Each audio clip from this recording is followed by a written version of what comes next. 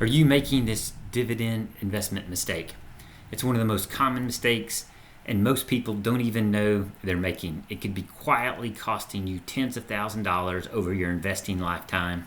Let's fix it. And if you stick with me toward the end of this video, I'm going to go over some real examples with real numbers to show you how it could impact your portfolio. Hi, my name is Jeff Wright. I'm president and founder of Fish Creek Capital here in Leeds, Alabama.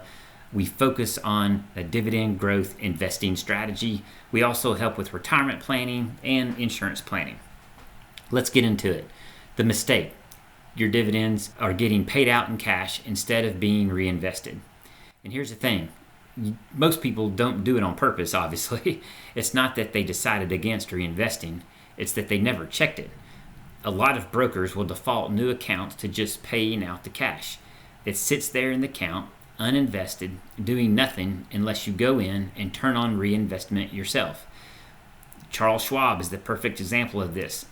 They default to not being reinvested. So that's exactly what's going to happen if you have a Schwab account and you don't go in and check those settings.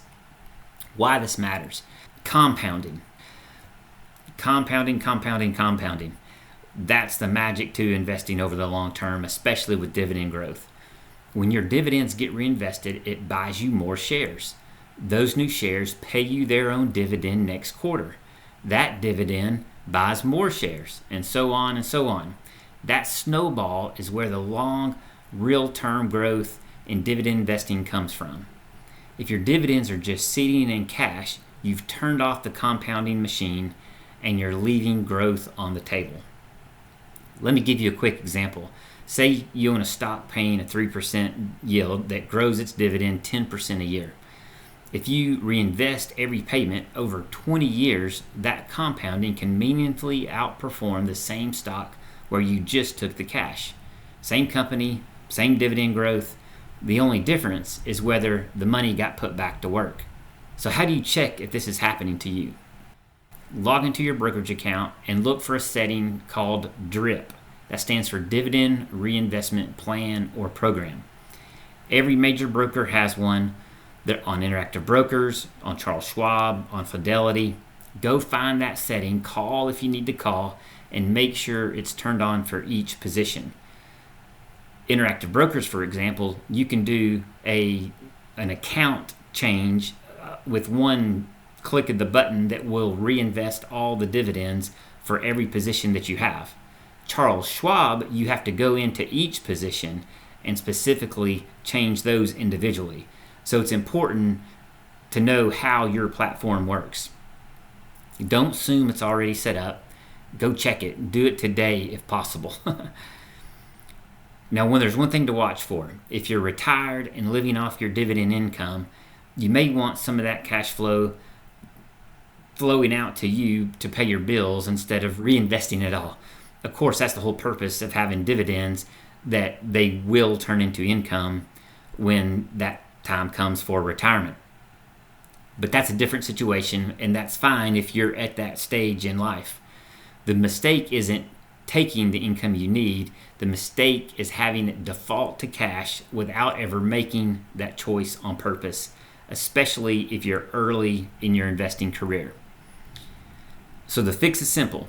Go check your broker, confirm your dividends are set to reinvest, and let compounding do the heavy lifting for you.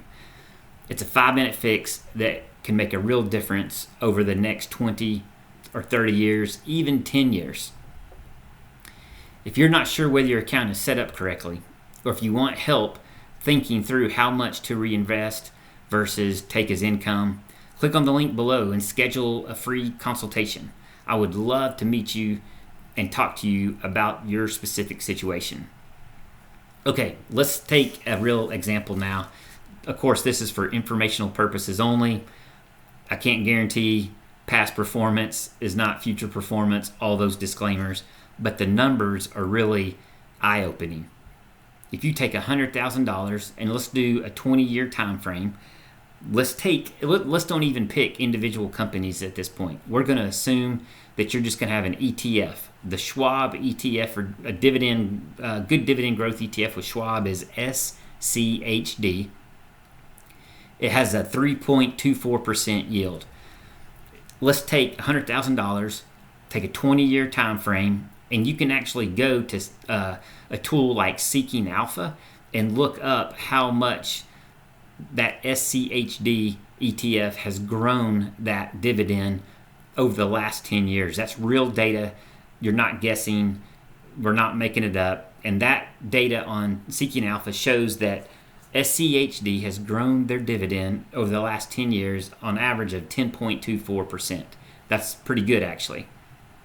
If you plug in those numbers, and let's assume a conservative 7% price appreciation on that ETF, or I'm basically just getting that from the market returns, over the last 80 years. Over the last 20 years, technically it's been higher, but let's go conservative. Let's just say 7%.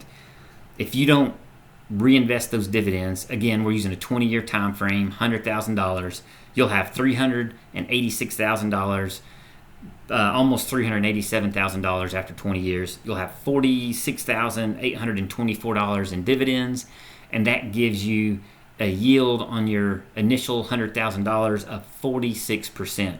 Sounds pretty good. Again, that's not reinvested. Okay, let's turn that drip on. Let's get those dividends reinvested and see what happens over 20 years instead.